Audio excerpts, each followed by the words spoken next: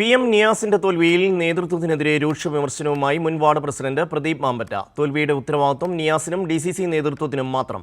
അത് സാധാരണ പ്രവർത്തകരുടെ തലയിൽ വെക്കരുത്. അതേസമയം തന്നെ പാർട്ടിയിൽ നിന്ന് പുറത്താക്കിയെന്നത് കള്ളപ്രചാരണമാണ്. താൻ രാജിവെച്ചതാണെന്നും വിഷയത്തിൽ KPCC നേതൃത്വത്തിന് പരാതി നൽകുമെന്നും പ്രദീപ് മാമ്പറ്റ കൈരളി ന്യൂസിനോട് പറഞ്ഞു. KPCC ജനറൽ സെക്രട്ടറിയും കോൺഗ്രസിന്റെ മേയർ സ്ഥാനാർത്ഥിയുമായിരുന്ന PM നിയാസിന്റെ തോൽവി കോഴിക്കോട്ടെ കോൺഗ്രസിന് വലിയ ക്ഷീണം ചെയ്തിരുന്നു. തോൽവി അന്വേഷിക്കാൻ DCC നേതൃത്വം കമ്മീഷനെ നിയോഗിച്ചു. പ്രാദേശിക നേതൃത്വത്തിനാണ് പരാജയത്തിന്റെ ഉത്തരവാദിത്തമെന്നായിരുന്നു കമ്മീഷന്റെ കണ്ടെത്തൽ. ഈ ഘട്ടത്തിലാണ് വാർഡ് പ്രസിഡന്റ് പ്രദീപ് മാമ്പറ്റ രാജിവെച്ചത്. നേതൃത്വത്തിനെതിരെ രൂക്ഷ വിമർശനമുയർത്തിയായിരുന്നു പ്രദീപിന്റെ രാജി.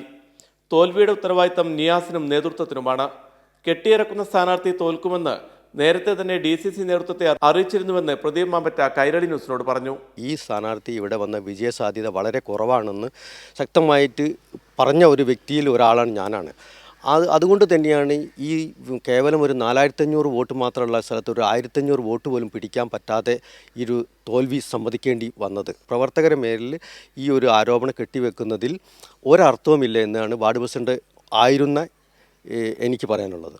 തന്നെ പാർട്ടിയിൽ നിന്നും പുറത്താക്കിയെന്ന DCC നേതൃത്വത്തിന്റെ പ്രസ്താവന ശരിയല്ല. താൻ രാജിവെച്ചതാണ്. തന്റെ കൂടെ 30ഓളം പേർ പാർട്ടി വിട്ടുവെന്നും KPCC നേതൃത്വത്തിന് പരാതി നൽകുമെന്നും അദ്ദേഹം അറിയിച്ചു. അത് ഞാൻ തിരഞ്ഞെടുപ്പ് കമ്മിറ്റി പിരിച്ചുവിടുന്ന സമയത്ത് ഞാൻ സ്വമേധയാ ഒഴിഞ്ഞു പോരുകയാണുണ്ടായത്. എൻ്റെ കൂടെ 10-26 പേരും ഈ വാർഡ് കമ്മിറ്റിയിൽ നിന്ന് പിളർപ്പിൽ നിന്ന് പുറത്തേക്ക് വന്നിട്ടുണ്ട്. PV കുട്ടൻ, കോഴിക്കോട്.